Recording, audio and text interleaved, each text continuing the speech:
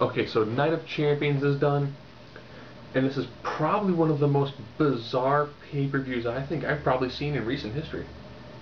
So of course we'll go through the card relatively fast. Tag belts did not change hands. Essentially, Truth and Miz got DQ'd for kind of roughing up the ref a little bit, even though Miz obviously had the match won, but the ref was out of position to make the pin. When it came to Rhodes taking on DiBiase, Rhodes quick roll up, handful of tights, gets a victory. Let me double check some of this stuff here, just make sure. Yeah. Yeah, I'm looking forward to doing a review on that one. Yep, Cody Rhodes. Then it comes to the Fatal 4-Way match. Decent amount of back and forth. Swagger goes for the finish on Morrison. Ziggler pulls off Swagger, rolls in, gets a victory. So if you're keeping score at home, pretty much no belts have changed hands so far. Kelly versus Beth Phoenix. Beth Phoenix is a massive superplex on Kelly. Goes for the Glam Slam, and Kelly, much like at SummerSlam, just kind of does a roll up and gets a victory. So Kelly retained.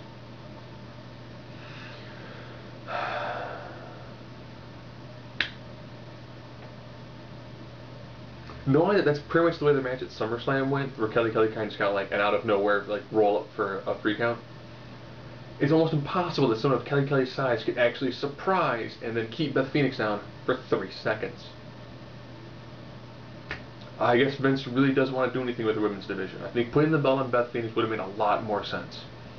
Okay.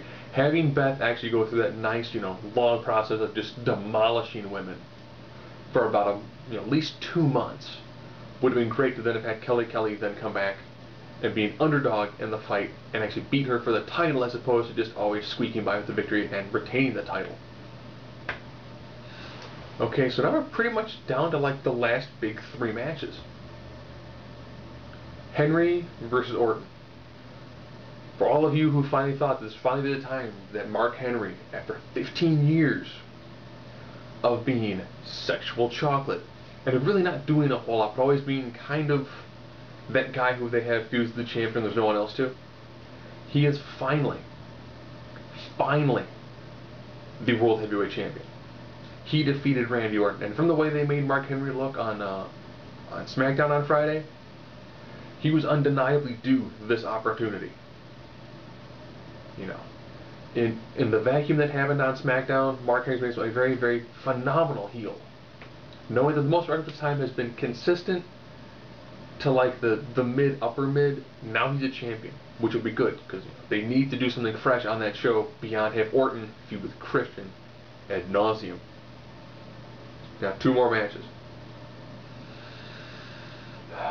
John Cena made Del Rio Tab Series champion. He is now a 10-time champion. So for everyone who thought back in the day that Triple H was going to be the person who would easily surpass Ric Flair's 16-time championship reign, Cena is on 10 already. And Cena's probably got quite a few more years left in him. So Cena will probably be the one to eclipse that 16 title reign, if he's currently already at 10. So now we get to probably one of the most bizarre, almost like TNA booked matches. Punk and H. Punk and H just went at each other non-stop for this whole fight. Except for when Miz and Truth came down and began to attack both of them to try to set up a pinfall. And then they attacked the ref. And then Laurinaitis came down with another ref. When Triple H went for the pinfall, Laurinaitis stopped the ref and said, "I'm checking out the first ref." When Punk hit a GTS on H, then he said, "No, not the pinfall." And then as all that's going on, he makes a phone call to who? The recently released Kevin Nash. Yes, so everyone who believed Nash was released after being fired on air and getting into a car with John Laurinaitis, or John Laurinaitis. So then Nash comes down, attacks H, attacks Punk, goes to hit the jackknife on H. Punk breaks it up. Punk takes a jackknife. H knocks out Nash with a sledgehammer, goes back in the ring, hits a pedigree, 1, 2, 3 on Punk.